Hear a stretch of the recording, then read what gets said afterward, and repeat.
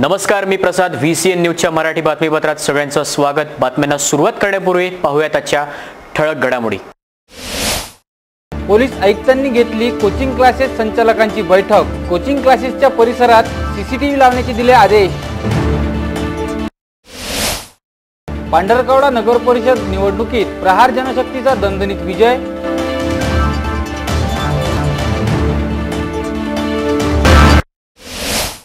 मजिप्रा अधिकाऱ्यांनी केली पाहणी. लवकरच सुटेल प्रभाग क्रमांक 13 मधील पिण्याच्या पाण्याचा प्रश्न.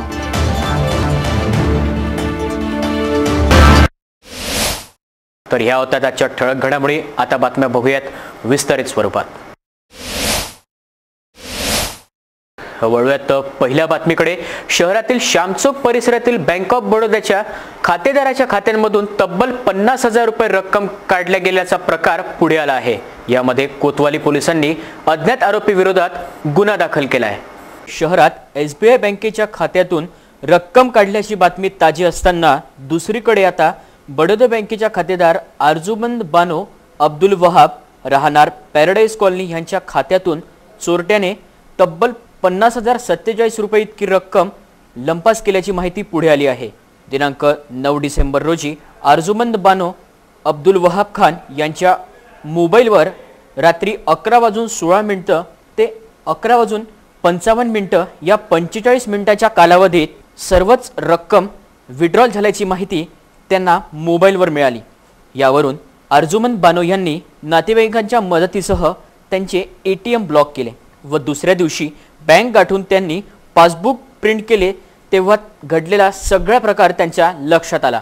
यावरून आर्जुमंद बानो यांनी सिटी कोतवाली पोलिसांमध्ये याबाबत तक्रार दाखल केली असून कोतवाली पोलिसांनी अज्ञात व्यक्तीविरुद्ध 420 अन्वये गुन्हा दाखल केला आहे. वळूयात पुढच्या बातमीकडे.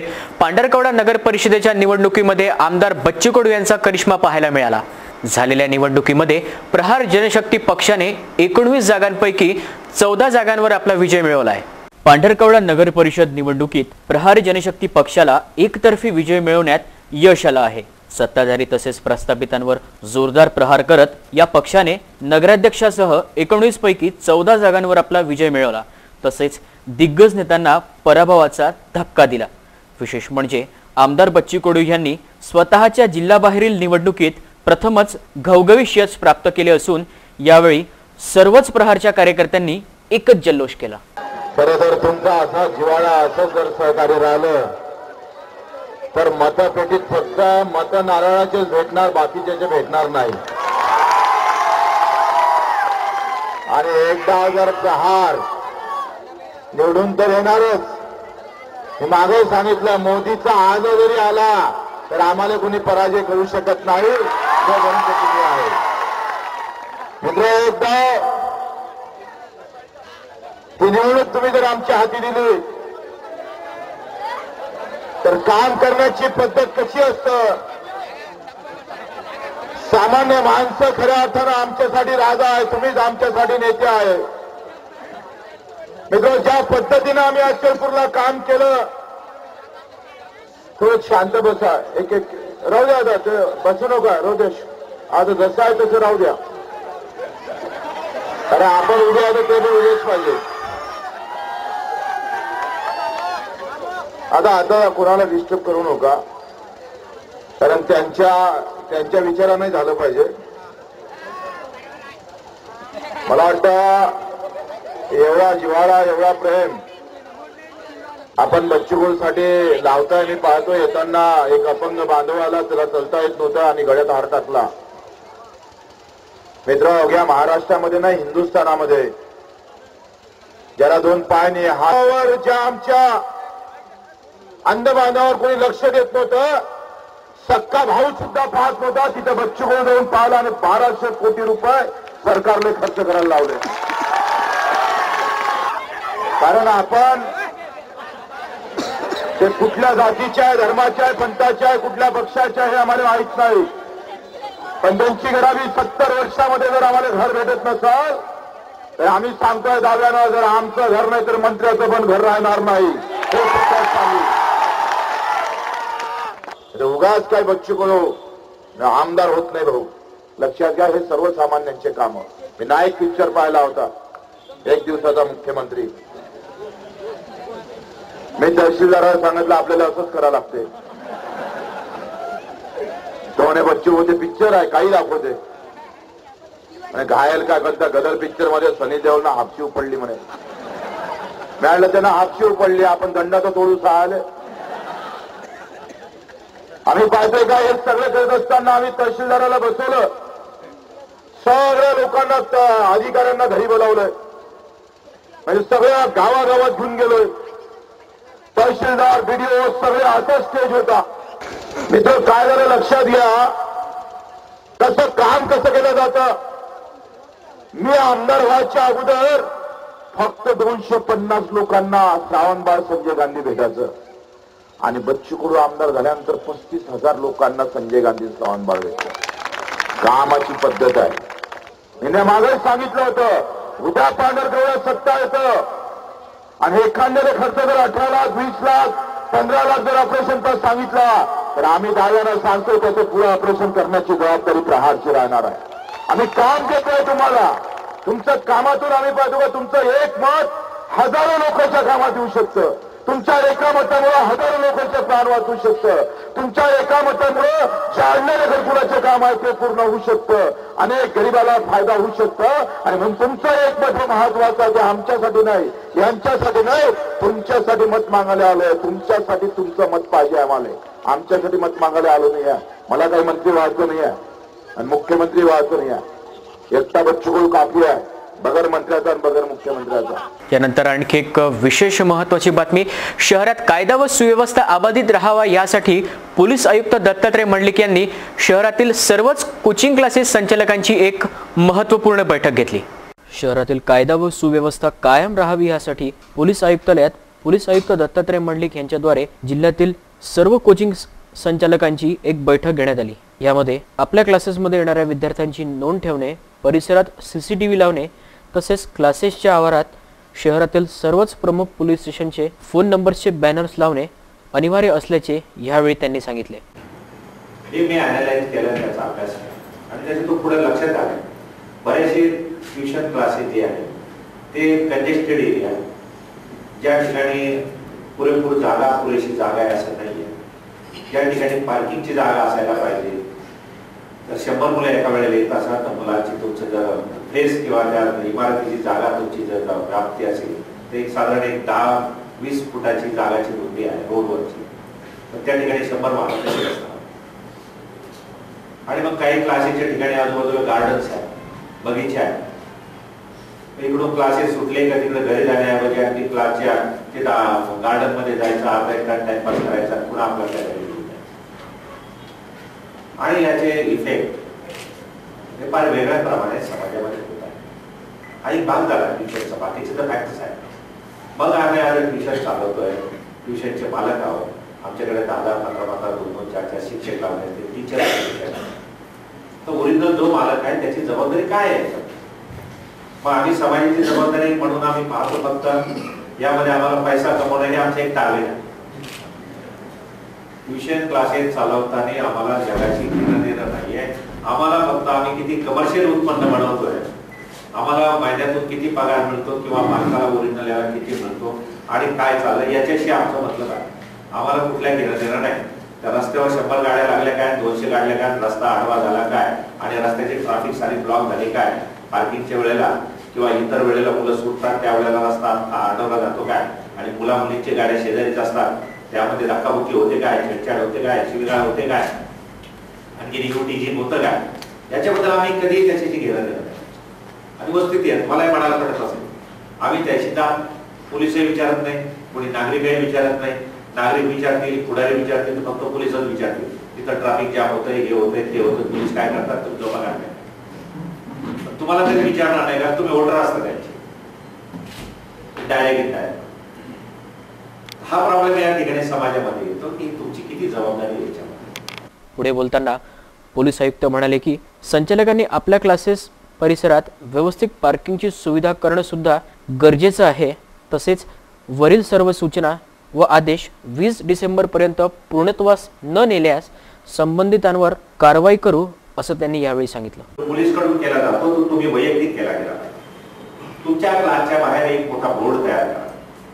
6x4 असेल, 4x4 असेल, 8x6 असेल, जशी प्रेमाची, आणि त्याच्यामध्ये मुलींच्या किंवा सुरक्षिततेच्या बाबतच्या काही सूचना आहेत त्याच्यावर बोर्डवर तयार करा. वाटल्यास आपले पोलीस तुम्हाला तो मजकूर देतील, कंटेंट्स काय असतात त्यावर लिहा. त्याच्यामध्ये कुणी कोणाची छेडछाड करत असेल, कुणी कोणाबद्दल काही त्रास देत असेल किंवा काय, या नंबरवर, ज्या पोलीस स्टेशनच्या हद्दीतले मॅटर क्लास असेल त्या पोलीस स्टेशनचे लँडलाईन नंबर, त्या पोलीस स्टेशनच्या प्रभारी अधिकाऱ्याचा मोबाईल नंबर, त्याचं नाव आणि नंबर, आणि महिला अधिकारी असतात त्या पोलीस स्टेशनला येणार त्या महिला अधिकाऱ्याचं नाव आणि मोबाईल नंबर, कंट्रोलचा मोबाईल नंबर, आणि काही व्हॉट्सअप नंबर किंवा महिला विषयक नंबर, ते नंबर त्याच्यावर टाईप करा.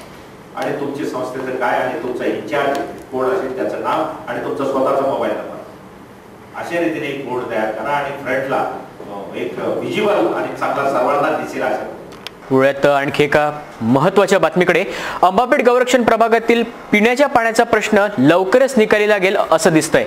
कारण स्थानिक नगरसेवक अजय सारस्कर यांनी महाराष्ट्र जीवन प्राधिकरणच्या अधिकाऱ्यांसोबत प्रभागाची पाहणी केली असून पिण्याच्या पाण्याची समस्या लवकरच सोडू यावेळी त्यांनी सांगितलं.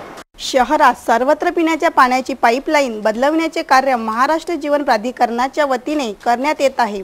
त्यामुळे शहरातील बऱ्याच भागात पिण्याच्या पाण्याची समस्या दिसून पडत आहे. अशातच शहरातील मुख्य व अतिशय मोठ्या प्रमाणात असलेला प्रभाग क्रमांक 13 मधील पन्नालाल बगीचा, गणेश कॉलनी, पन्नालाल नगर, बालाजी प्लॉट, लक्ष्मी विहार या परिसरातील नागरिकांना पिण्याच्या पाण्याची समस्या जाणवत असल्याची बाब प्रभागातील नगरसेवक अजय सारस्कर यांना माहिती होताच आपल्या तत्परतेने त्यांनी महाराष्ट्र जीवन प्राधिकरण कार्यालयाला संपर्क केला आणि प्रभागातील समस्यांवर महाराष्ट्र जीवन प्राधिकरणाचे अधिकारी कोतुलवार यांच्याशी संवाद साधला.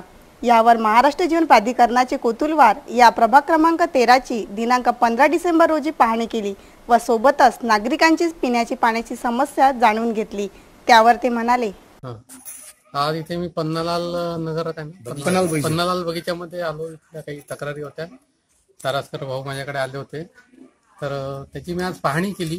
खरोखर इकडे यांना सगळ्या इकडच्या नागरिकांना मोठा याचा प्रॉब्लेम आहे पाण्याचा. तर मी तात्काळ तो सोडवण्याचा प्रयत्न करतो.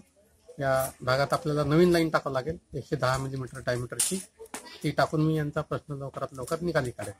तर सारस्कर भाऊचं मला सहकार्य लाभेलच अशी मला खात्री आहे. पण इथच्या नागरिकांचा जो त्रास होऊन राहिला त्याच्यात तुम्ही आता ही तरतूद किती दिवसात? नाही, याच्यात ही 3 वर्षापूर्वी सुद्धा ही योजना मंजूर झाली होती पाईपलाईनची इकडची, पण तेव्हा काही कारणाने इकडे टाकण्यात आली नाही. तेव्हा कोणी टाकू दिली नाही असं मला माझ्या कानावर आलं. पण आता आपण ती तक्रार कोणाची ठेवणार नाही, तात्काळ आपण ही कारवाई करून टाकू. तात्काळ तरी मिनिमम किती दिवस? तात्काळ एका महिन्याच्या आपण ही कारवाई. यानंतर बघूयात काही विशेष बातम्या. अमरावती शहर वाहतूक शाखेत कार्यरत असलेल्या पोलीस कर्मचाऱ्याचा गुरुवारी रात्री 12 वाजताच्या सुमारास हृदयविकाराच्या तीव्र झटक्याने मृत्यू झाला. मृतक वाहतूक पोलीस कर्मचारी प्रफुल्ल दत्तात्रय धर्माळे हे मोतीनगर येथील रहिवासी असून गुरुवारी ते कर्तव्यावर असताना इरविन चौकातील वाहतूक शाखेच्या कार्यालयात ते चक्कर येऊन पडले. ही बाब उपस्थित इतर पोलीस कर्मचाऱ्यांच्या लक्षात येताच धर्माळे यांना तात्काळ जिल्हा सामान्य रुग्णालयात दाखल करण्यात आले, परंतु डॉक्टर यांनी त्यांना मृत घोषित केले. या सर्व घटनेची माहिती मिळताच वाहतूक शाखेचे पोलीस निरीक्षक अर्जुन ठोसरे, DCP तिडके यांनी तात्काळ रुग्णालय गाठले. दरम्यान हा सर्व प्रकार झाल्यानंतर मृतक वाहतूक पोलीस कर्मचारी प्रफुल्ल दत्तात्रय धर्माळे यांचं पार्थिव आज पोलीस मुख्यालयात आणण्यात आलं. त्यानंतर त्यांना पोलीस आयुक्त, पोलीस उपायुक्त, पोलीस निरीक्षक तसेच चाहत्यांतर्फे मानवंदना वाहण्यात आली.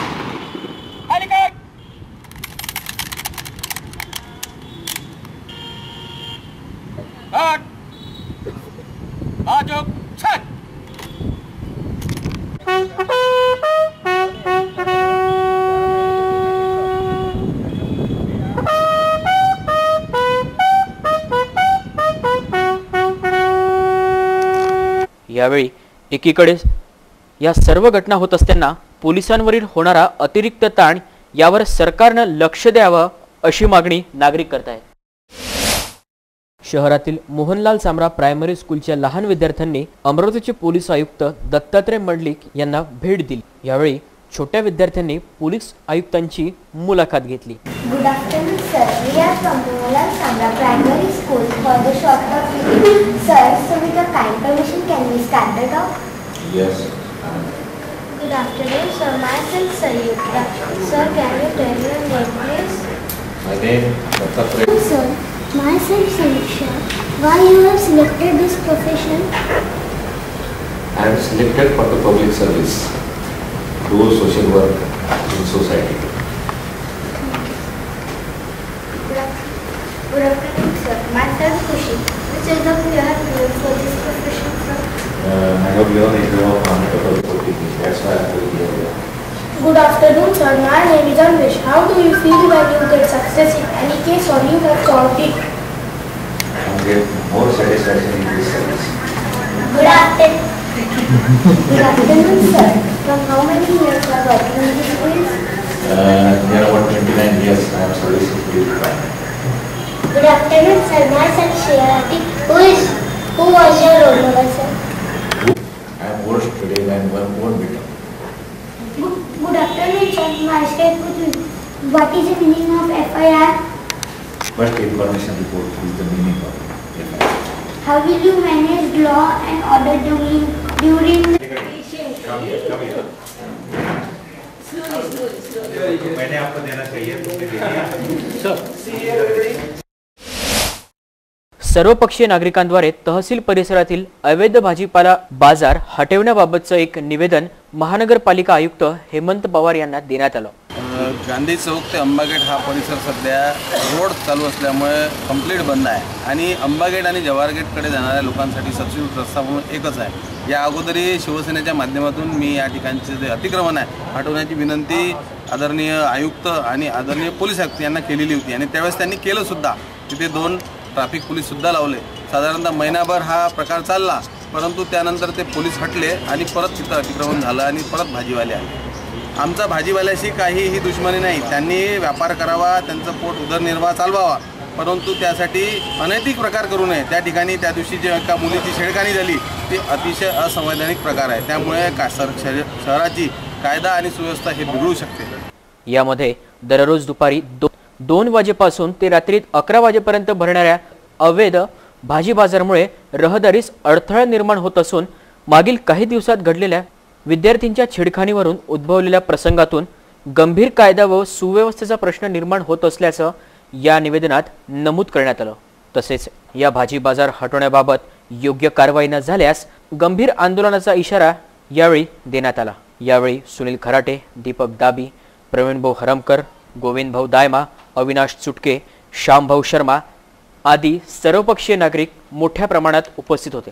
येत्या काही वर्षापासून तहसीलचा प्रश्न आहे. तहसील रोडवरून झालेलं अतिक्रमण, लागलेल्या गाड्या भाजीपाल्याच्या, रात्रीची वर्दळ जे पाहता शहरातील पूर्ण रस्ते बंद पडलेले आहे. आमच्या गेटमधून यासाठी आम्हाला एकच रस्ता बाकी आहे, तो साबणपुराच्या गल्लीमधून. आणि जवाहर गेटची कोण जस्तम रोड बंद आहे, इकडनं अंबा गेटचा रोड बंद आहे. फक्त आमच्यासाठी एकच रस्ता आहे गेटच्या आतमधल्या लोकांना येण्यासाठी आणि एक नागपुरी गेटचा रस्ता. येत्या काही वर्षापासून ही तपटीक इतकी वाढत चालली आहे की तिथं मुलींना छेडखानी होत आहे. छेडखानी होत असताच्या माध्यमातून आमचा दीपक डाबी जो आहे गेटच्या आतमधला रहिवासी, त्याला त्या मुलीला छेडखानी करणाऱ्या मुलाला वाचवण्यासाठी गेला. म्हणजे त्या मुलीला ज्या मुलांनी छेडलं त्या मुलांना लोकांनी मारलं. त्या भाजीपाल्याने त्याचा असा आरोप आहे. त्या मारल्यानंतर तो मुलगा त्या मुलीला अजून वाचवण्यासाठी गेला दीपक डाबी म्हणून. तरी पण त्या मुलाला त्याही लोकांनी त्याला मारलं. म्हणजे ही अरेराई झाली. शहरातलं वातावरण फार खराब होत चाललेलं आहे. तरी महानगरपालिकेने यांच्यासाठी 11 झोन तयार केले होते. मी त्यावेळेस महानगरपालिकेचा सदस्य म्हणून होतो. मला त्या परिस्थितीची पूर्ण जाणीव आहे. 11 झोन दिल्यावर या लोकांनी त्या झोनमध्ये जायला पाहिजे. आणि असं रस्त्यावर गाड्या लावून लोकांना अडथळा निर्माण करणं ह्याच्यात काही बरोबर. त्या अडथळ्यामुळं मुलींवर होणारे अत्याचार ही गंभीर बाब आहे. तरी महानगरपालिकेने याच्यावर पूर्ण दखल घेण्यात यावी, अन्यथा याचे परिणाम फार वाईट होतील. तर हे होतं आजचं बातमीपत्र. बातमीपत्रात थांबण्यापूर्वी पुन्हा एकदा बघूयात आजच्या ठळक घडामोडी. पोलीस आयुक्तांनी घेतली कोचिंग क्लासेस संचालकांची बैठक. कोचिंग क्लासेसच्या परिसरात सीसीटीव्ही लावण्याचे दिले आदेश. पांढरकवडा नगर परिषद निवडणुकीत प्रहार जनशक्तीचा दणदणीत विजय.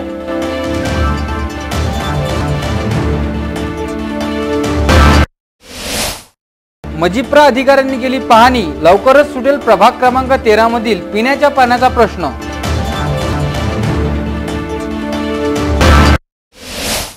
तर हे होतं आजचं मराठी बातमीपत्र. अधिक माहिती तसेच ताज्या बातम्यांसाठी पाहत रहा VCN न्यूज. नमस्कार.